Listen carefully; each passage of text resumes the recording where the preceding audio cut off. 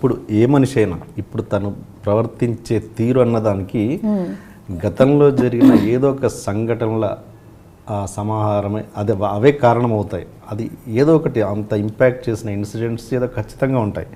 అదేంటి ఊరికే అలా ఎవరు అంటే ఇప్పుడు నేను మంచి మనిషిగానే పెరిగాను కదా, అదే అంటున్నాను.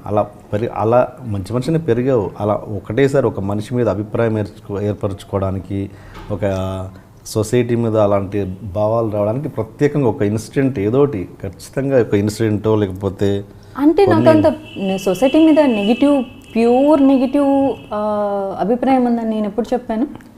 నేను కూడా సొసైటీలో మగవాళ్ళ మీద అదే మగవాళ్ళు కొంతమంది, అందరూ కాదు.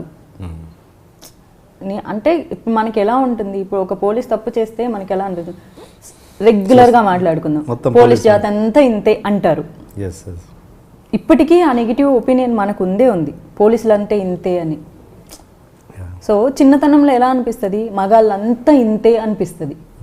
1-2 ఇన్సిడెంట్లు అలా మనకు చాలా అన్కంఫర్ట్గా ఉన్నప్పుడు, ఆ చిన్న పాప అని చూడకుండా ఇట్లా కొంచెం నలిపేసినట్లు అలా ఉన్నప్పుడు అన్ఈజీ ఫీలింగ్, అది ఏంటనేది తెలిసేది కాదు. అదే నేను చెప్తున్నా, kind of uneasy feeling, comfort లేను ఇక్కడ కూర్చుంటే నేను అనే ఫీలింగ్. అక్కడ నుంచి కొంచెం అట్లా నెగిటివ్ అలా స్టార్ట్ అయ్యి అప్పటి నుంచి బాయ్స్తో గొడవపడ్డమే నేర్చుకున్నాను. అట్ ద సేమ్ టైం అదే మగపిల్లలతో కొంతమందితో నాకు నచ్చిన వాళ్ళతో గోళీలు, గచ్చకాయలు, బొంగరాలు ఆడుకునేదాన్ని.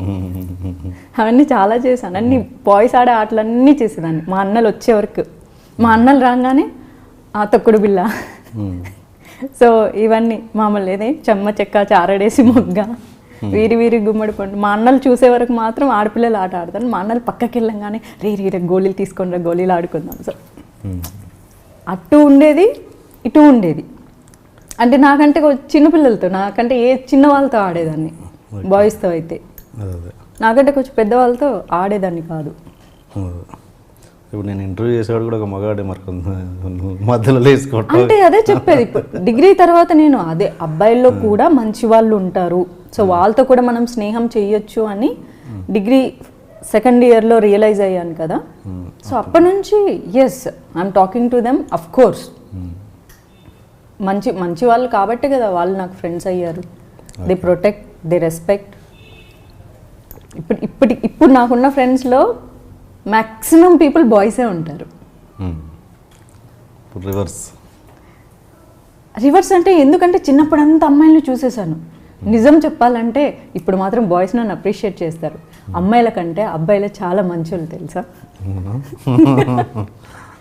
అమ్మాయిల కంటే అబ్బాయిలే చాలా మంచోళ్ళు. అమ్మాయిల కంటే అబ్బాయిలు చాలా మంచోళ్ళు. సెల్ఫిష్నెస్ బాగా తక్కువగా ఉంటుంది, జెలస్ ఇదంతా బాగా తక్కువగా ఉంటుంది. ఎదుటి వ్యక్తిని అవసరానికి మాత్రమే వాడుకొని మన అవసరం తీరిపోయాక ఫ్రెండ్షిప్ కట్ చేద్దాం అన్న ఆలోచన అబ్బాయిలకి కొంచెం తక్కువగానే ఉంటుంది, అమ్మాయిలకు బాగా ఎక్కువ. ఎందుకంటే నేను అమ్మాయిల వల్ల ఎక్కువ దెబ్బతిన్నాను. నువ్వు ఎంతమందికి అలా కట్ చేసావు? బాయ్సా గర్ల్సా? అదే ఎవరికైనా, నువ్వు అమ్మాయివి కదా అందుకని ఎంతమందికి అలా కట్ చేసావు? బాయ్స్నా గర్ల్స్నా అంటున్నాను. ఎవరినైనా. ఇప్పుడు అమ్మాయిలు అంటే కట్ చేస్తారు తొందరగా, సెల్ఫిష్నెస్ ఎక్కువగా అన్నావు కదా.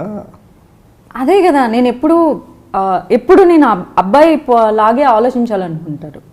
అంటే మా మమ్మీ నన్ను అలో చేయలేదు కానీ టాంబాయ్ లాగా ప్యాంట్ షర్ట్లు వేసుకొని తిరగటానికి ఆలోచన విధానం మాత్రం అలానే ఉండేది. ఎప్పుడు అనుకున్నాను నేను ఎందుకు అబ్బాయిలా పుట్టలేదు, నేను ఎందుకు పుట్టలేదు అబ్బాయిలాగా, అలా ఫీలింగ్ ఉండేది నాకు.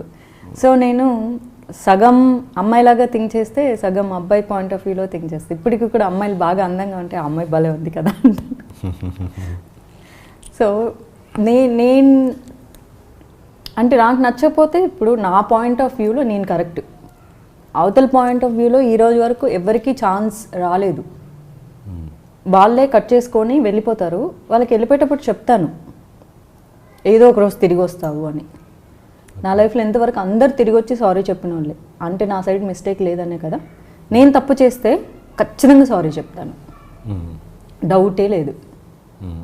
ఎందుకంటే ఈరోజు కాకపోతే ఓ 10 రోజుల తర్వాత నేను తప్పు చేశానని నాకు తెలుస్తుంది కదా. నేను కావాలని కొంతమంది హర్ట్ చేశాను కూడా, అలా ఒకరిద్దరికి వాంటెడ్లీ సారీ కూడా చెప్పలేదు ఈరోజు వరకు. ఏం జరిగింది ఎందుకు చెప్పలేదు? అంటే ఒక మంచి కారణం కోసమే హర్ట్ చేశాను. ఎట్లా? హైదరాబాద్ వచ్చిన కొత్తలోనే సో ఒక అబ్బాయి, నేను obviously good friends. He such a nice person. తనకి తెలిసింది ఒకటే, కేరింగ్. చాలా కేర్ తీసుకునేవాడు. టైంకి ఫుడ్ తిన్నావా, టైంకి నిద్రపోతున్నావా, తనకు తెలిసింది ఈ రెండే. ఎప్పుడు అదే అడిగేవాడు. కొన్ని రోజుల తర్వాత లవ్ ఎక్స్ప్రెస్ చేశాడు. నాకు అలాంటి అభిప్రాయం ఏం లేదు. కోర్స్ అందరు అమ్మాయిలు ఇలానే చెప్తారు, బట్ నేను ఫ్రాంక్గా చెప్తున్నాను, నాకు అలాంటి అభిప్రాయం లేదు అంటే తను కూడా చాలా క్లియర్గా చెప్పాడు. నీకు అభిప్రాయం కోర్స్ నీ ఒపీనియన్ నీది, నీ ఫీలింగ్ నీది, నేను ఫోర్స్ చేయడానికి ఏం లేదు అంటే సరే ఫ్రెండ్లా ఉండు అన్నాను. తను ఒక మాట చెప్పాడు, అది నాకు ఇప్పటికీ చాలా బాగా ఇష్టం. చాలామంది అబ్బాయిలకు కూడా చెప్పాను. ఒక అమ్మాయిని ఒక మగాడు నిన్నటి వరకు ఫ్రెండ్లా చూసి సడన్గా ఆ అమ్మాయి మీద ప్రేమ వస్తే నెక్స్ట్ డే ఆ అమ్మాయి నాకు నీ మీద అలాంటి ఒపీనియన్ లేదు, నేను నువ్వు ఫ్రెండ్గా ఉండు అంటే ఆ అమ్మాయి ఫ్రెండ్షిప్ వదులుకోవడం ఎందుకు అని చెప్పి ఫ్రెండ్గా కంటిన్యూ అవుతాడు చూడు, అది నిజమైన ఫ్రెండ్షిప్ కాదు. ఒక్కసారి అబ్బాయి ఒక అమ్మాయిని లవ్ చేస్తే తనకి వేరే వాడితో పెళ్ళయి పిల్లలు పుట్టినా సరే వాడు ఆ అమ్మాయిని గర్ల్ ఫ్రెండ్లానే చూస్తాడు. ఇంకొక ఒపీనియన్తో చూడలేడు. ఫ్రెండ్గా చస్తే చూడ్డు. అది చచ్చిపోయి ముసలిదైపోయే వరకు ఒకప్పుడు నా గర్ల్ ఫ్రెండ్ కదా అని మాత్రమే అనుకుంటాడు. ఇదే ఫ్యాక్ట్. ఫ్రెండ్ అని ఎవడన్నా సోది చెప్పాడనుకో, సరే నీకు ఇష్టం లేదు కదా ఫ్రెండ్లా ఉంటాను అన్నాడు అనుకో, వాడు ఫాల్స్. నేను నిన్ను ఫ్రెండ్లా చూడను, నేను నిన్ను లవర్లానే చూస్తా. నువ్వు ఫ్రెండ్లా చూసుకో, అది నీ ఒపీనియన్, నీ మనసుని నేను మార్చలేను కదా అని. ఓకే, ఇట్స్ గుడ్ ఒపీనియన్ కదా, మంచి మాట చెప్పాడు.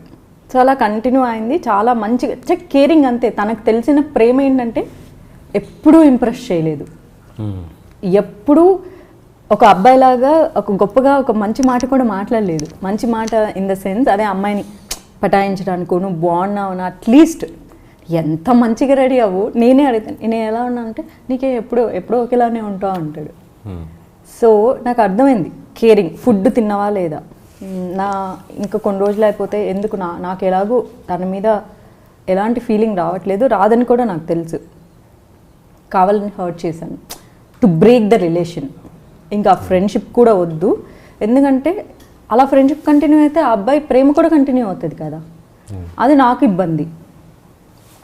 చాలా తన మనసు బాధ పెట్టి చాలా అక్కడికి అన్నాడు, నువ్వు కావాలని కొట్లాడడానికి ట్రై చేస్తున్నావు కదా అని. లేదు కావాలని ఏం కాదని. తనకి కొంచెం ఈగో అనమాట. ఎవరికైనా ఈగో ఉంటుంది. ఆ ఈగో మీద కొడితే ఎప్పుడైనా రియాక్ట్ అవుతాడు. సో వాంటెడ్లీ చాలా బాధ పెట్టే విషయాలు మాట్లాడితే చాలా హర్ట్ అయ్యాడు. రేపటి నుంచి అసలు నీతో మాట్లాడను నేను, నాకు కూడా అదే కావాలి అన్నాను. అంతే, బ్రేక్. నాకు తెలుసు నేను ఆ రోజు నేను కావాలని తప్పుగా మాట్లాడాను. నేను లైఫ్లో చేసింది అది. ఈ రోజు వరకు సారీ చెప్పలేదు. ఇంట్రొడక్షన్ కొంచెం హెవీగా ప్లాన్ చేశాం సార్.